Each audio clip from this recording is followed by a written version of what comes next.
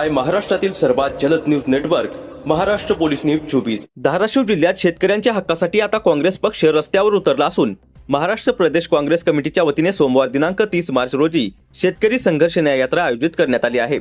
प्रदेशाध्यक्ष हर्षवर्धन सपकाळ यांच्या नेतृत्वाखाली ही पदयात्रा सोलापूर तुळजापूर महामार्गावरील सुरतगाव येथील छत्रपती शिवाजी महाराज चौकातून सकाळी 8 वाजता सुरू होणार आहे। ही यात्रा सुरतगाव ते तुळजापूर अशी पार पडणार असून संध्याकाळी 5 वाजता तुळजापूर येथील शारदा मंगल कार्यालय येथे सभेने समारोप होणार आहे। या यात्रेत पक्षाचे ज्येष्ठ नेते, पदाधिकारी, स्थानिक कार्यकर्ते, युवक आणि मोठ्या संख्येने शेतकरी सहभागी होणार आहेत। शेतकऱ्यांच्या न्याय हक्कासाठी हमीभाव, शेतीमालाला योग्य दर आणि सरकारच्या धोरणांविरोधात आवाज उठवण्यासाठी ही यात्रा काढण्यात येत असल्याची माहिती संयोजक महाराष्ट्र प्रदेश काँग्रेस कमिटीच्या वतीने देण्यात आली आहे।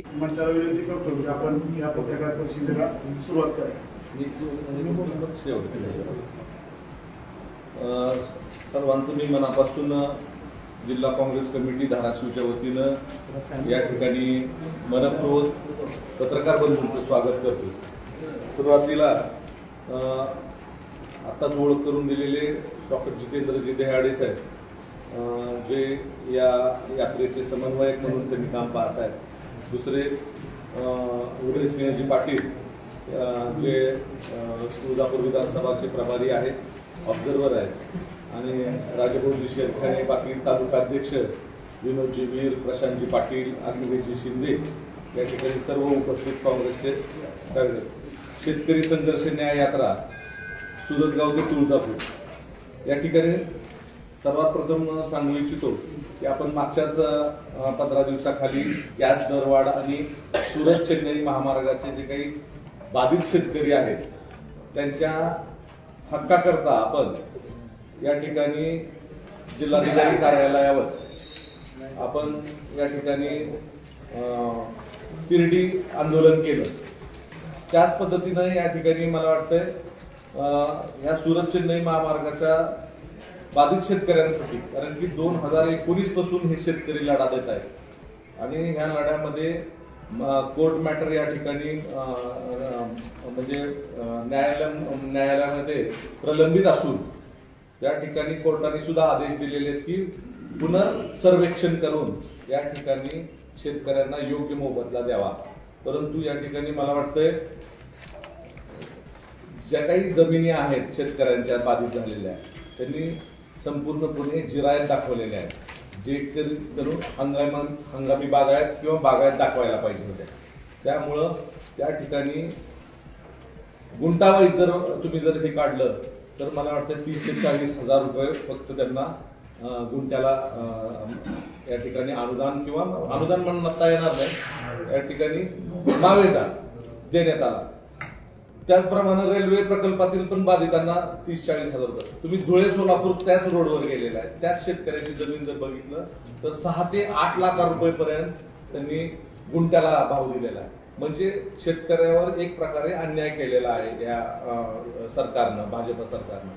2013चा भूसंपादनचा जर कायदा बघितला तर बाजार मूल्याच्या 4 पट भाव देण्याचं कबूल केलेला असताना सुद्धा या ठिकाणी तो कायदा बदल करून त्या कायद्यामध्ये त्या ठिकाणी तो रेडी रेकनरच्या 4 पट द्यावा म्हणून।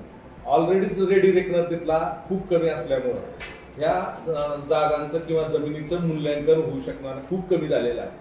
म्हणजे कवडी मोल किंमत ह्या शेतकऱ्यांची दिल्यामुळं, तसेच रेल्वे मधल्या प्रकल्पातील शेतकऱ्यांना कवडी मोल किंमत दिल्यामुळं या ठिकाणी हा मोर्चा सुरतगाव पासून आम्ही, कारण की सुरतगावला जंक्शन होणार आहे मोठं, सुरत चेन्नई आणि धुळे सोलापूरचं जंक्शन होणार आहे। त्यामुळे आमचं ह्या प्रकल्पाला कुणाला शेतकऱ्यांचा सुद्धा विरोध नाहीये, परंतु शेतकऱ्यांचा विरोध नाहीये, परंतु या शेतकऱ्यांना योग्य तो मावेजा तर द्या तुम्ही, अशी आमची मागणी आहे। अजून आम्ही त्या खाली मला वाटतं 20 आणि 2025चा पीक विम्यासाठी आपण तो देण्यात यावा। घरगुती व व्यावसायिक गॅसची केलेली दरवाढ कमी करून गॅस पुरवठा सुरळीत करावा म्हणून दिलेला आहे। आपण जी काही राज्यातील महायुती सरकारनं पोकळ कर्जमाफी म्हणजे काय अजूनपर्यंत अंमलबजावणी केलेली नाही, जी काही त्यांनी घोषणा केलेल्या आहेत की 2 लाखापर्यंत या ठिकाणी कर्जमाफी होईल, त्यानंतर प्रोत्साहनपर 50,000 रुपये अनुदान देण्यात आहे, परंतु अजूनही त्याच्यावर कुठली कारवाई नाही। आणि आमच्या सर्व सहित शेतकऱ्यांचं असं म्हणणं आहे की जे काही चालू थकबाकीदार आहेत किंवा चालू बाकीदार आहेत, जे 50,000च्या ऐवजी त्यांना सरसकट सर्वांनाच कर्जमाफी देण्यात यावी, ही एक मागणी आहे. तर दुसरा, मागेल त्याला सौरपंप ही घोषणा आहे, परंतु कित्येक लोकांनी ऑनलाईन पैसे भरून सुद्धा अजून त्याला मागेल त्याला सौरपंप मिळत नाही. अशा अनेक मागण्या आमच्या. आता स्मार्ट मीटर, आज वीज बिल तुम्ही बघताय, वीज बिल भरमसाठ येत आहे. त्यात जे काही शेती पंप आहे त्यांना 8 तास वीज महाविकास आघाडीच्या सरकारने दिली होती. आता महायुती सरकारने 5 तास दिलेली आहे, ती पण कंटिन्यू मिळत नाही. शेतकऱ्यावर किती आणि कुठल्या कुठल्या पद्धतीनं अन्याय आहे. कांद्याला तसंच भाव, कांद्याचा भाव तसाच आहे. आज सोयाबीन, मला वाटतं हरभरा खरेदी केंद्र चालू केली पण निधीची पूर्तता नाहीये. अशा अनेक गोष्टी आहेत. ठिबक सिंचन असेल, ठिबक सिंचन सुद्धा अनुदान या ठिकाणी नाहीये. इंदिरा आवास योजना, घरकुल योजना त्या ठिकाणी आज केलेली आहे.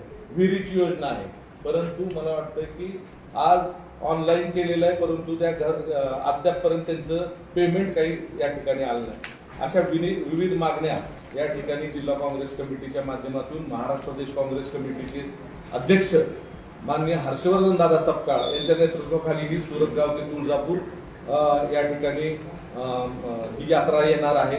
तर संघर्ष यात्रा, तर ते सुरतगाव पासून चालू असून तुळजापूरपर्यंत, तुळजापूरच्या भवानी रोड ते या ठिकाणी आर्य चौकापासून शारदा मंगल कार्यालयामध्ये त्याचा समारोप राहणार आहे. तर मला वाटतं की आपल्या सर्व पत्रकार बंधूंना विनंती आहे की ही शेतकऱ्याची आपण बाजू उचलून धरावी आणि आपल्या प्रसिद्ध दैनिकामध्ये, प्रसिद्ध आपल्या चॅनलमध्ये, प्रसिद्ध अशा सर्व माध्यमांमधून त्याला प्रसिद्धी देण्यात यावी अशी विनंती करतो. त्यानंतर डॉक्टर जितेंद्र देहाडे या ठिकाणी आपल्याला समन्वय साधतील. आजच्या या पत्रकार परिषदेला धाराशिव जिल्हा काँग्रेस कमिटीचे अध्यक्ष धीरजजी पाटील, आमचे ज्येष्ठ नेते विकासप्पा शिंदे, प्रदेश काँग्रेस कमिटीचे सचिव उदयजी पाटील, राजाभाऊ शेरखाने, शहराचे अध्यक्ष आमचे अग्निवेश शिंदे, खलील सर, आमचे पटेलभाई, जिल्हा काँग्रेस कमिटीचे सर्व पदाधिकारी व माझे पत्रकार मित्रांनो, आत्ताच आमच्या जिल्हाध्यक्षांनी आपल्याला जे सांगितलं त्याच अनुषंगाने धाराशिव जिल्हा काँग्रेस कमिटी त्यांच्यामार्फत शेतकरी संघर्ष न्याय यात्रेचं आयोजन हे करण्यात आलेलं आहे. ही यात्रा 30 मार्च रोजी सुरतगाव ते तुळजापूर अशी ही यात्रा असणार आहे. व यात्रेचं नेतृत्व हे आमचे प्रदेशाध्यक्ष हर्षवर्धन दादा सपकाळ हे या यात्रेचं नेतृत्व करणार आहे. या यात्रेमध्ये सहभागी होण्यासाठी संपूर्ण मराठवाड्यातील काँग्रेस पक्षाचे सर्व नेते, पदाधिकारी यांना सगळ्यांना त्या यात्रेसाठी निमंत्रित ते आमच्या जिल्हा काँग्रेस कमिटीने केलेलं आहे. या यात्रेचा जो मुख्य उद्देश आहे शेतकरी संघर्ष न्याय यात्रा. आपण बघितलं असेल, आदरणीय हर्षवर्धन सपकाळजी यांनी जेव्हापासून महाराष्ट्र प्रदेश काँग्रेस कमिटीची धुरा हातात घेतली तेव्हापासून त्यांनी शेतकऱ्यांच्या व राज्यातल्या विविध प्रश्नांवरती आंदोलनं केली. विविध जिल्ह्यांमध्ये, विविध भागांमध्ये पदयात्रा सुद्धा केलेली आहे. त्याचाच एक भाग म्हणून या जिल्ह्यामध्ये सुद्धा जे आपले शेतकरी आहेत, सुरत चेन्नई महामार्गामधील जे बाधित शेतकरी आहेत, मुख्यतः त्यांच्या प्रश्नांवरती एक पदयात्रा केली पाहिजे, एका संघर्ष यात्रेचं आयोजन केलं पाहिजे असा मानस आमच्या अध्यक्षांचा होता. त्याच निमित्ताने हे आयोजन करण्यात आले. या यात्रेमध्ये ते जे बाधित शेतकरी आहेत ते सर्व जे शेतकरी आहेत ते सुद्धा सामील होणार आहेत. ते आमच्यासोबत सुरतगाव तुळजापूर ते देखील पायी चालणार आहे. या यात्रेचा जो मुख्य उद्देश आहे त्यामध्ये सुरत चेन्नई महामार्ग जमीन बाधित जे शेतकरी आहेत 2019 पासून जे कायदेशीर लढा देत आहेत, परंतु नॅशनल हायवे ॲक्ट प्रमाणे त्यांना जमिनीचं मूल्य हे योग्य दाखवलं नाही. सर्व जमिनी सरसकट जिरायती व हंगामी बागायत दाखवल्यामुळे योग्य मूल्य दाखवले गेले नाही. काँग्रेसच्या काळामध्ये 2013च्या भूसंपादन कायद्याप्रमाणे बाजार मूल्याच्या 4 पट भावाने मावेजा देण्यात आला.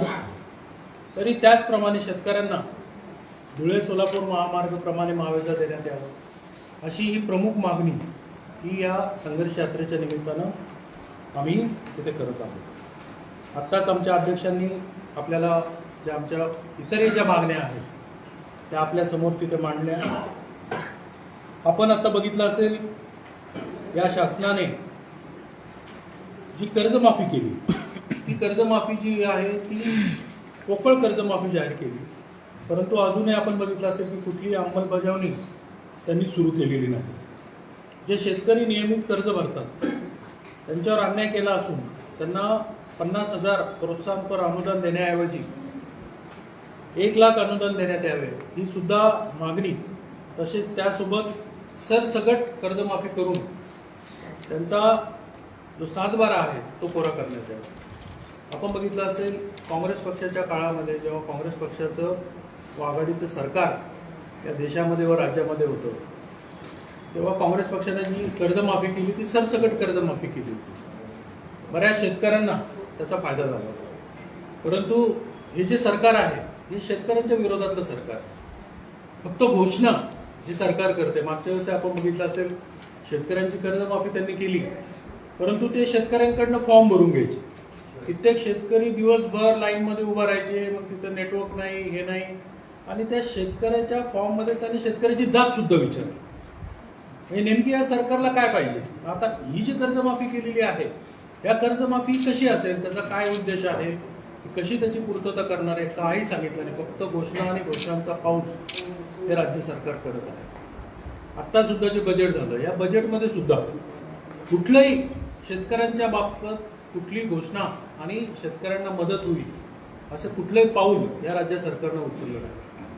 आता जर आपण बघितलं, केंद्र सरकारने जो काही कायदा आणलाय, आता हे काय करतायत की बाहेरचे जे देश आहेत त्या देशांना यांनी मार्केट खुलं केलं. आता इथला जो शेतकरी आहे तो पूर्णतः संपून जाणार आहे. त्याबद्दल काय करायचंय? मागे सुद्धा यांनी शेतकऱ्यांच्या संदर्भात जे कायदे आणले, जे विधेयक आणलं, त्या सुद्धा संदर्भात संपूर्ण देशामध्ये एक संतापाची लाट तिथे उभी राहिली. काँग्रेस पक्षानं आमचे नेते आदरणीय राहुलजी गांधी यांनी पूर्ण देशात आंदोलन उभारलं आणि तो लढा उभारल्यामुळं त्या सरकारला ते जे काळे कायदे होते ते परत घ्यावे लागले. आम्ही या पदयात्रेच्या आणि या संघर्ष यात्रेच्या माध्यमातून आम्ही त्या शेतकऱ्यांच्या ज्या व्यथा आहेत, आणखी बरेच प्रश्न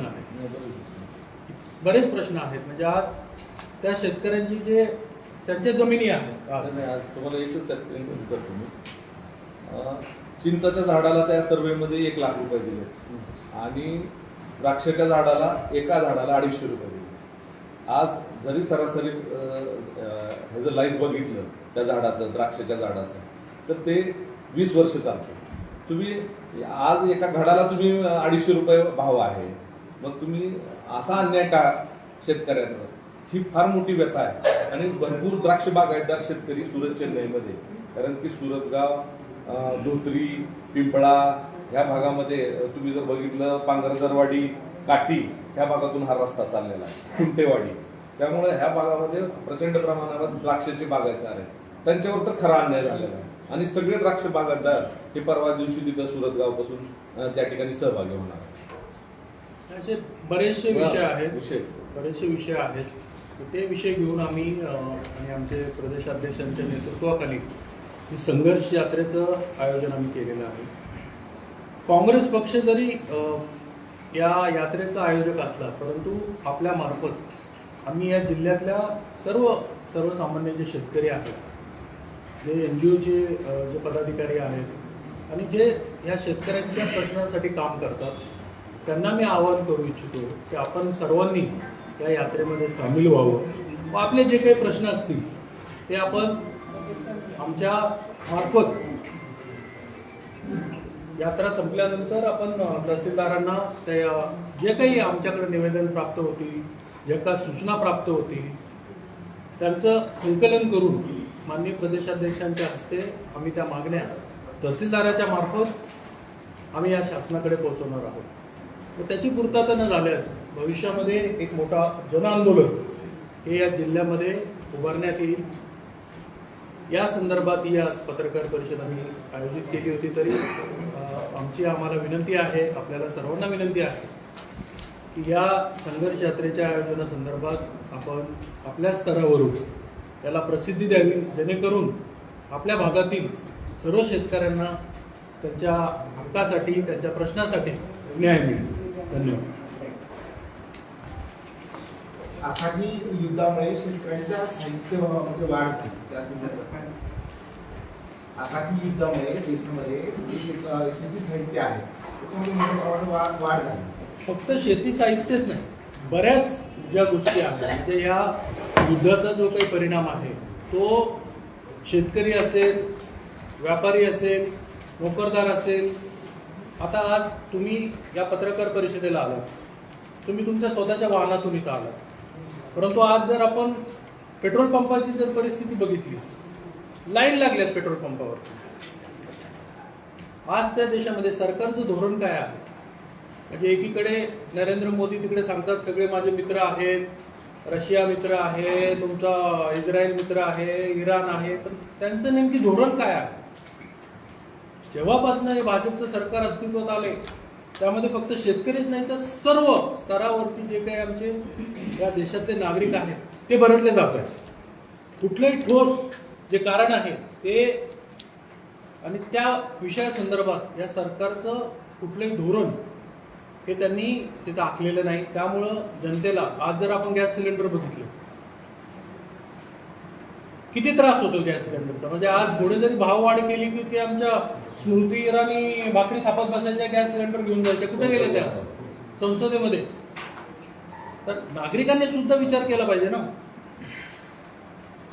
आज हॉटेलला जेवायला गेलं, आज समजा मी काल इथे आलो, जेवायला गेलो, त्या सुंदरसं शाकाहारी हॉटेल होतं, ऑन द वे थांबलो तिथं. त्यांच्याशी मी चर्चा केली. म्हणजे भाऊ जेवायला म्हणजे काय नाही सर, माझ्याकडे फक्त मी तुम्हाला डाळ देऊ शकतो आणि त्या शेंगाची भाजी देऊ शकतो. म्हणजे काय झालं? म्हणजे भाकरी, तंदूर रोटी नाही, भाकरी पण चुलीवरती, आमच्याकडे गॅस नाही. म्हणजे एक सर्वसामान्य जो व्यापारी आहे, त्याचं स्वतःचं हॉटेल आहे, तो तिथं बसून त्याचं स्वयंपाक करतो, त्याचं जेवण बनवतो आणि त्याच्यातून त्याचं घर चालतं. खूप वाईट परिस्थिती आहे. आपल्याला दिसतं तेवढं सोपं नाहीये. आता थोडे दिवस जरी या महिनाभरामध्ये जरी सरकारने जर नियोजन केलं नाही तर खूप भयंकर परिस्थिती उद्भवणार आहे. याची सुद्धा जाणीव नागरिकांनी घेतली पाहिजे. आमचा शेतकरी कुठपर्यंत जातो? आज त्यांचे जे काही साधनं आहेत, आज त्याला शेती करायची आहे, आज ट्रॅक्टर असेल, तुमचे नांगर असेल, या सगळ्या गोष्टींवरती त्यांच्या जीएसटी बद्दलचा मागे मुद्दा आपण घेतला. परंतु आता हे जे बाहेरनं जे काही गोष्टी इम्पोर्ट होतात, जे अवजारं बाहेरनं येतात, त्या अवजारांवरती टॅक्स, मग आता त्याचे किमती वाढणार. आता आजच टीव्हीवरती तुमच्या एका कुठल्या तरी चॅनलच्या माध्यमातून आम्ही बातमी बघत होतो की प्रत्येक त्याला जर गॅस टाकायचा रिक्षावाल्याला, आता रिक्षावाला बिचारा सकाळी गॅस टाकला, दिवसभर धंदा करतो, संध्याकाळी घरी जातो आणि त्याचं पोट भरतं. परंतु त्याला गॅस टाकण्यासाठी शिल्लकचे 30 रुपये एक्स्ट्रा घेतले त्या गॅसच्या किमतीच्या याच्यात. याच्याकडे कोण लक्ष देणार आहे? याच्यावरती कोण नियोजन करणार आहे? कुठे आहे तुमचं सरकार? आणि दुसरा मुद्दा जो पोखरा योजनेमध्ये गावं घेतलीत आपल्या जिल्ह्यात, पोखरा योजनेमध्ये ते शेती अवजारांना 50% अनुदान देणार. आतापर्यंत तुम्ही सांगा कुठल्या गावाला निधी दिलाय आणि कुठं तरतूद केली आहे? कुठंच नाही.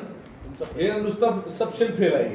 2019 मध्ये सुरत रोडचं भूसंपादनाची प्रक्रिया सुरू झाली होती. तब्बल त्याला 6-7 वर्ष झाले. 2 वेळेस रिवॉर्ड झाले, पिरियड अवॉर्ड झाले. अवॉर्ड करून परत एकदा ते पुनर्अवॉर्ड करण्यासाठी उच्च न्यायालयानं निर्देशित केलं, आदेशित केलं. आता सर आधी सांगितल्या पद्धतीनं ते द्राक्षाचे ते उदाहरणं आपण सांगितले. आज जवळपास 8 वर्ष विलंब झाला. आपण 8 वर्षानं हा मुद्दा उचलत आहे. आता उशीर झाला असं वाटत नाही? नाही, उशीर नाही झाला. कारण त्यावेळेस काँग्रेस पक्षानं जे आमचे अध्यक्ष होते त्यांनी निवेदन दिले, शेतकऱ्यांनाही भेटले. परंतु काय होतं की सातत्यानं जर अन्याय होत असेल, आता पाठपुरावा आपण करतोय, आता तुमची बागायती जमीन आहे, जिरायती जमीन आहे, त्या दोन्ही जमिनीला जर तुम्ही सारखा भाव जर दिला तर तो शेतकऱ्यांवरती अन्याय आहे. आणि नाही कसं असतं, काय झालंय, मी तुम्हाला एक मुद्दा मी मुद्दा बरोबर म्हणतो की काही जणांच्या मोजण्या झाल्या, त्यांना अवॉर्ड दिले, अजून काही जणांच्या मोजण्या होऊ दिल्या नाहीत लोकांनी, त्याचे अजून अवॉर्ड राहिलेले आहेत. ते अवॉर्ड देऊन बघतायत की लोकांची मानसिकता काय आहे. मी दिले, मी बाधित शेतकरी आहे, मला वाडा दुकान आलं नाही म्हणजे असे मी तुम्हाला कित्येक उदाहरणं देऊ शकतो की ह्याच्यामध्ये बाधित शेतकऱ्यांमध्ये सुद्धा लोकांनी अजून अवॉर्ड, आता त्यांनी काय केलं, 2024चा योगेश खरमाटे असताना अवॉर्ड जाहीर केले, आता 2026ला दिले. हा किती अन्याय सांगा तुम्ही.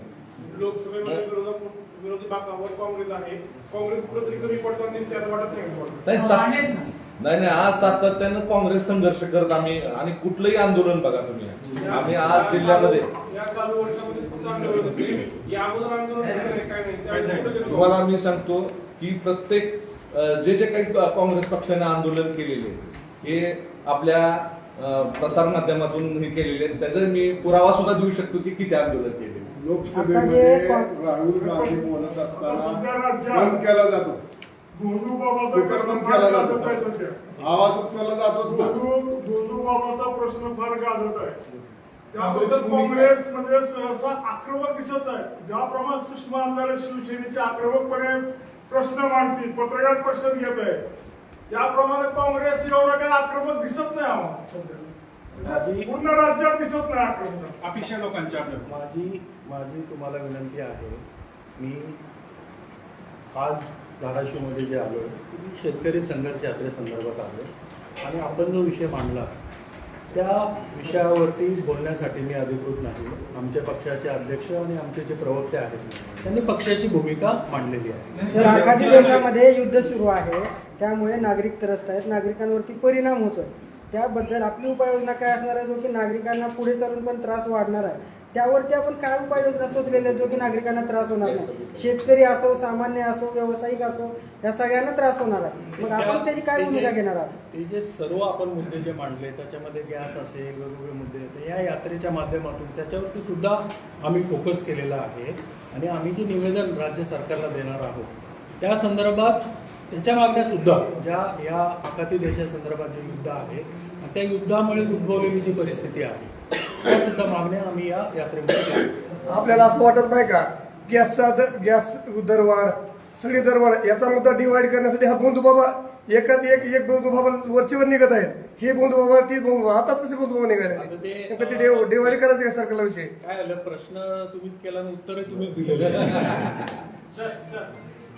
तुम्ही कुठल्या याच्यामध्ये घेतलाय सुरक्षेत द्यायचा, परंतु धाराशिव जिल्ह्यामध्ये शक्तीपीठ महामार्गाचा प्रश्न फार गळ आहे.